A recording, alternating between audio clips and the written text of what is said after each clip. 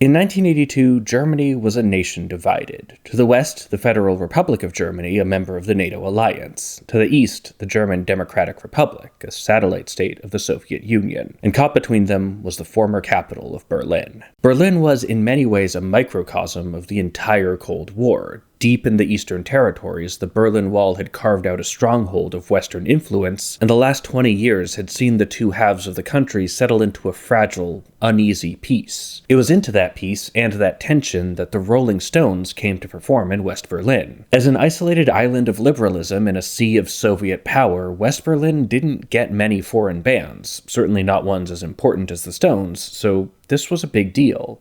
Still, the show isn't remembered today for its music. No, it's remembered for a staging decision. Near the end of the concert, the band released balloons. Balloons that floated up into the night sky, high above the walled city. Balloons that would probably be seen by the citizens of East Berlin. Now, we don't know how most of the concert goers felt about this. Maybe they were inspired, maybe they were moved, or maybe they didn't care. But we know one person's reaction. His name was Carlo Karges, and for him, the balloons struck fear. He found himself wondering what would happen if they were seen not by civilians on the other side of the wall, but by the Soviet military. What if they didn't recognize them? What if they thought it was an attack? In the powder keg of the late Cold War, what would happen if this innocent gesture was misinterpreted? Would there be time to avoid a catastrophic mistake? Karges wasn't sure, and that thought scared him so much that he had to find a way to express it. His dark fantasy inspired what would become a surprise international hit, which you might know as 99 Luftballons. Let's take it apart. Before we get started, if you want to see my next video a month early or just watch this one ad-free, those are both live now on Patreon. There's a link in the description, more on that at the end of the video. One thing I love about synthpop in general, and this song in specific, is the way they play around with soundscapes and genre conventions. 99 Luftballons doesn't have sections in the classic sense. There's no chorus, no bridge. But there are distinct regions, each with its own unique sound, style, and aesthetic. I count 4, maybe 5 of these, most of which are just rearrangements of the same underlying musical ideas, so let's start our analysis with the one that isn't.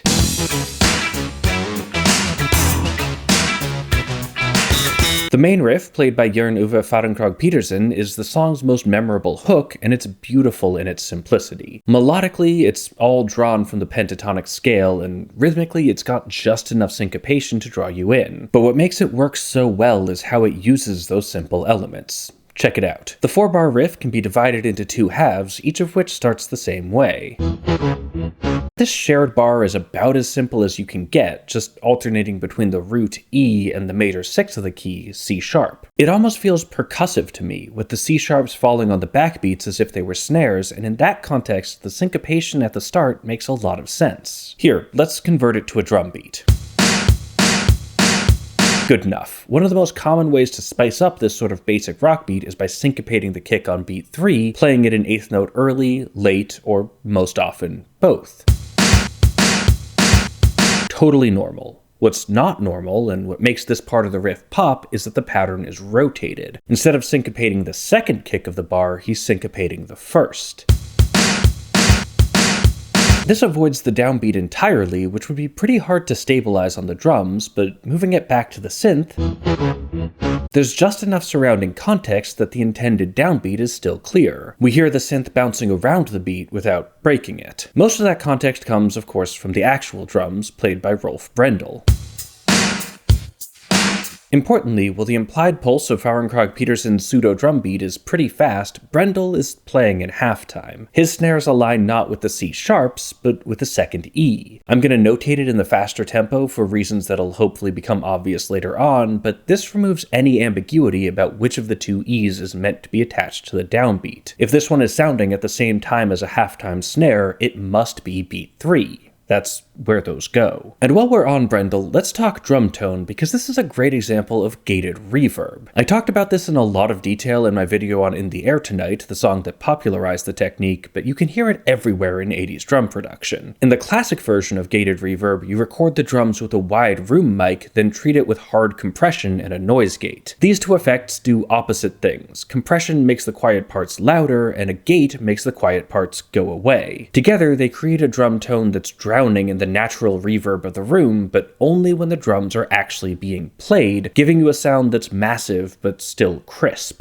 But while that's how Phil Collins did it, later productions often traded that acoustic approach for a more technological one. Each drum head is recorded individually with a close mic like normal, then run through a reverb processor before reaching a noise gate. This has a less live sound because the artificial reverb doesn't capture the ambiance of a real physical space. But in exchange, it gives you way more control. Each drum can be treated separately. The various gates are opening and closing only when their specific drum is hit. And I think that's what's happening here. Listening to it, you can hear the massive shotgun pop of the snare, but only an eighth note later, it's already gone. Gated reverb. But back to the riff. This section builds energy with the classic synthpop thing of progressive layering. They start with a sparse looping texture and add more instruments as it repeats. The first statements are really sparse, with the riff supported only by drums,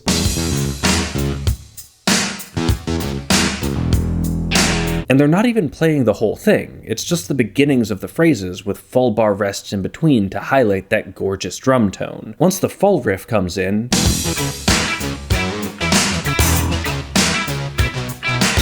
it's immediately joined by a guitar cross rhythm from Kargas playing dotted quarter notes against the otherwise relatively straight pulse,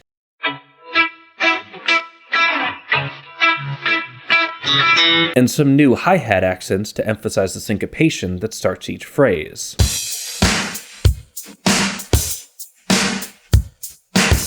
The soundscape becomes more dense with the addition of new instruments, as does the metric space. The sparseness of the first part is transformed into something much more lively and full.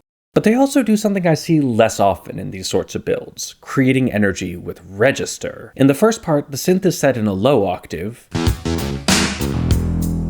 and it's joined by a bass double from Jürgen Diemel for even more low-frequency punch. Once the band comes in, though, Diemel practically drops out, coming back only for the occasional accent, and Farungdog Petersen jumps up an octave to claim a more prominent melodic spot in the mix.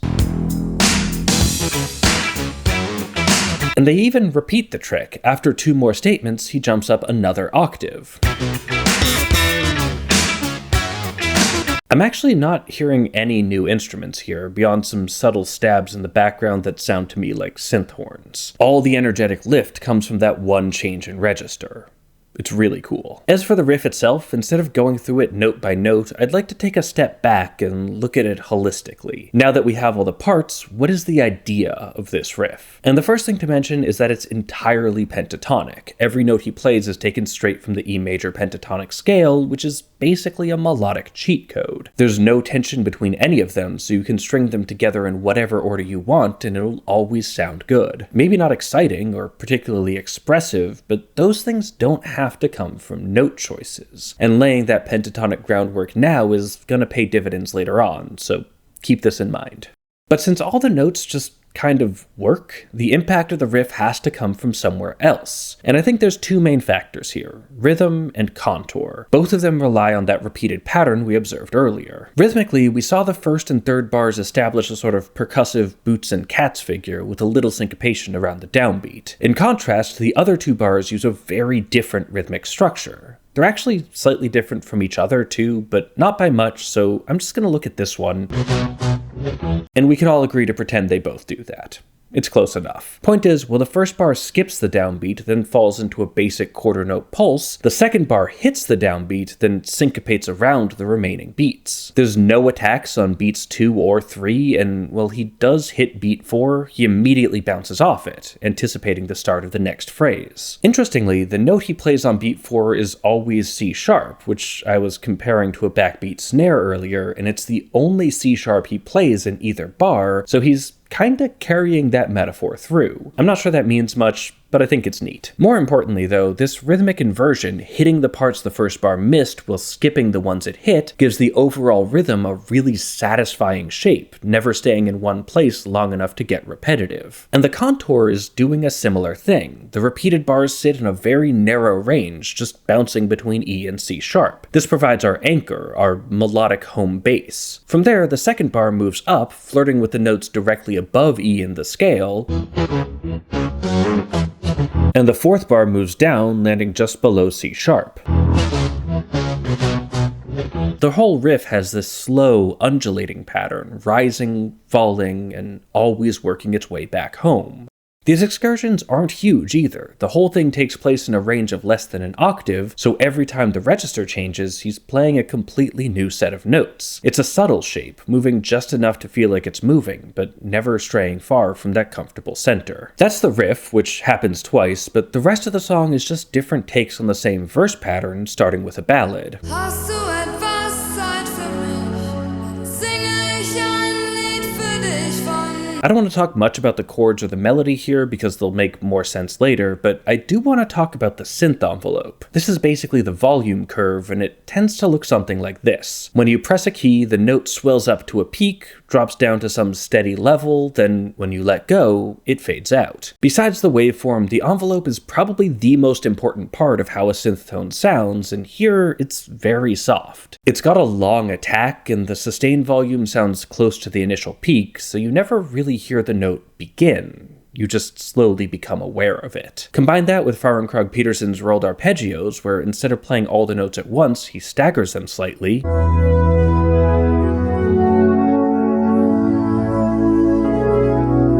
And you get these chord voicings that seem to rise up from the ether, then dissolve away. In fact, listening to them with the vocals, Hast du etwas Zeit für mich? Singe ich ein Lied für dich von. he sounds late. The chords are played in sync with Nena Kerner's rubato phrasing, but by the time they match her volume, she's already a couple notes in. It's a really lovely, dreamlike atmosphere that perfectly underscores the lyrics. She's asking if you have time for a story, painting what follows as almost like a nursery rhyme, or maybe a parable. This is something to learn from.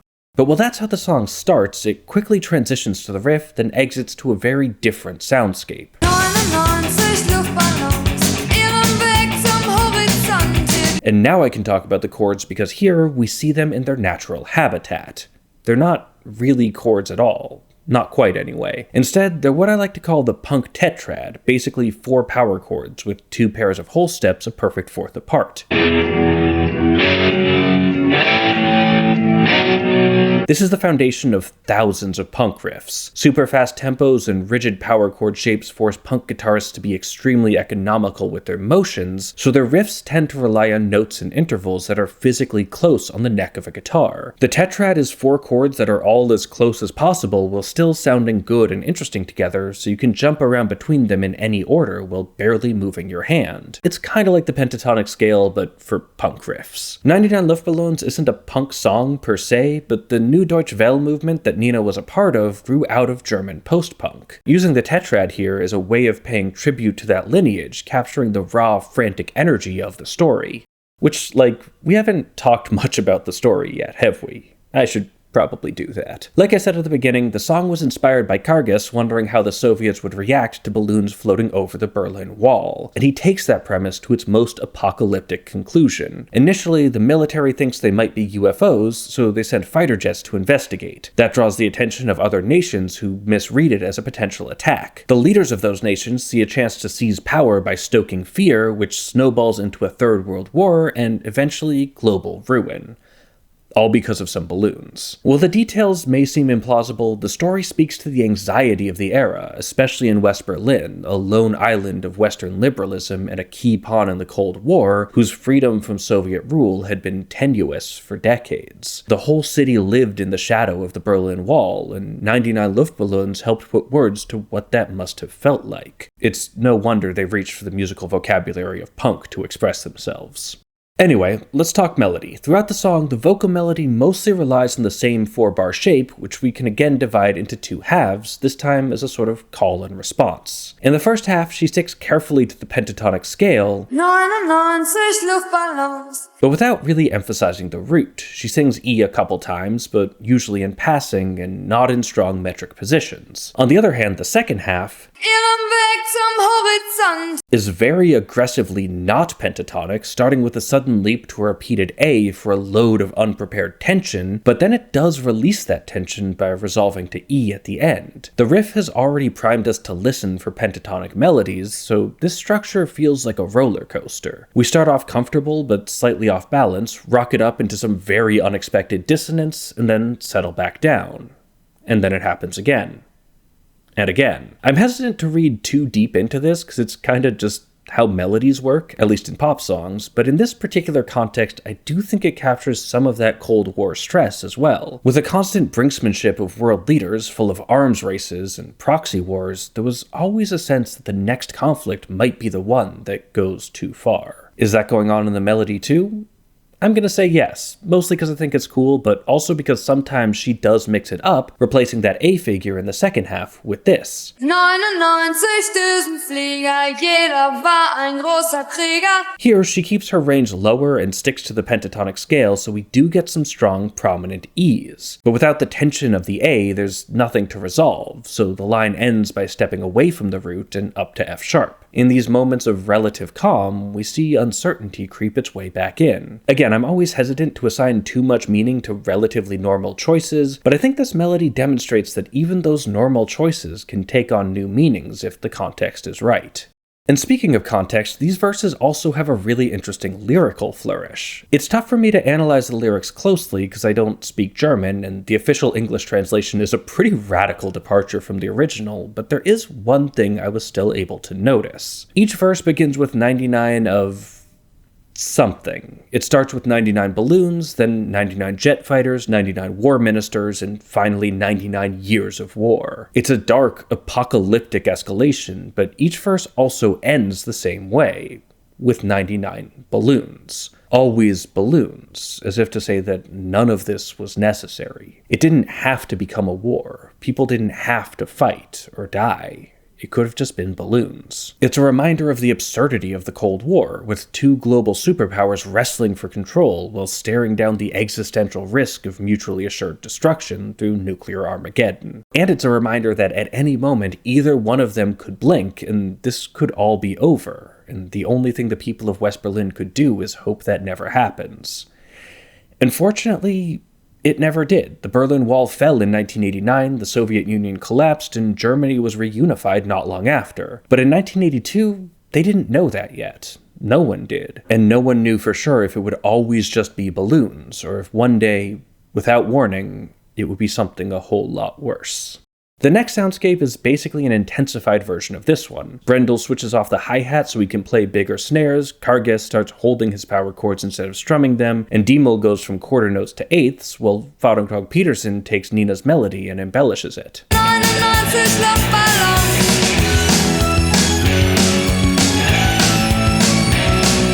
Honestly, this reminds me a lot of what Dr. Alyssa Barna calls a dance chorus, a song section that comes after the main chorus, repeating certain elements, like the harmony, while adding new, distinctive timbres and intensifying the overall sound. The dance chorus encourages the listener to momentarily let go of the more literal, lyrics-based interpretation of the song and simply give in to the embodied movement of dance. Barna positions this as a recent development arising from the increased collaboration of EDM and modern pop, and this obviously isn't quite the same thing. After all, the previous section wasn't a chorus. The song doesn't have one. But the new wave scene was also a conversation between pop music and the new electronic music of the time, so it makes sense that we'd see something similar. I interpret these sections not as complete narrative statements, but as a song giving you permission to let go. It says even in the shadows of war, people have to live their lives, and people have to dance. In dark times, joy and community aren't a luxury. They're the tools we need to survive. And Nena embraces that by making room in their apocalypse for a couple moments of triumphant, wordless release. It doesn't stop the horrors, but it does make them a little less horrible. And that brings me to the last soundscape, which means I need to confess something. In the original version, the song ends by returning to the ballad arrangement from the beginning. 99 Jahre Krieg. And that's fine, but it's not the version I grew up with. I'd never even heard it until I started working on this video. No, the version I know apparently comes from a 1991 compilation album called Nena Die Band, and that version makes a much more interesting choice. Check it out.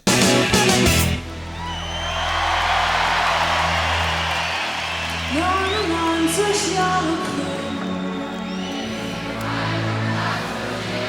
Yeah, I have no idea why they did this, but the version on that album replaces the final verse by splicing in a live recording where the whole crowd sings along. And isn't that so much better? Don't you feel the warmth of this moment? If 99 Luftballons is about the way people live with the specter of nuclear war, then it makes so much sense to end with those people literally coming together to sing that fear away. The lyrics of the final verse are set after 99 years of continuous war, leaving the world broken and empty, but the crowd here says the human spirit is not defeated.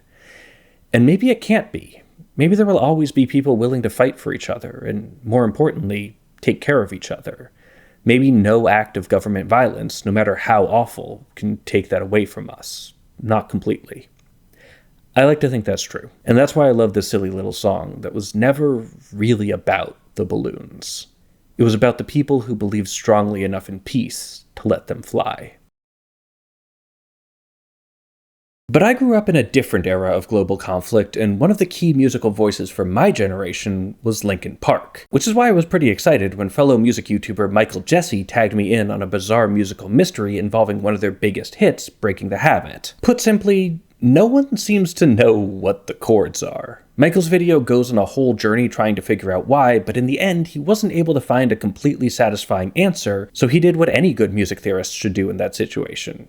He asked for my opinion. So yeah, I have thoughts and I think I know what's going on, but if you want to see that, you're gonna have to check out Patreon. For years now, I've avoided doing sponsorships because, quite frankly, most of the sponsors on YouTube are really sketchy and I can't recommend something I don't trust. But these videos do take a lot of time and effort, way more than you might assume, so I've come to rely on my Patreon patrons to help me afford to give it that time. And to say thanks, I always publish my videos early over there. The Linkin Park video will go up on YouTube at some point, probably sometime next month if everything goes according to plan, but if you don't want to wait, it's already live over there. Link, as always, in the description. And hey, thanks for watching. Thanks to our featured patrons, Susan Jones, Jill Sundgaard, Howard Levine, Warren Hewitt, Damian Fuller Sutherland, Neil Moore, and Jeff. Check out Patreon for a fuller outro, and as always, keep on rockin'.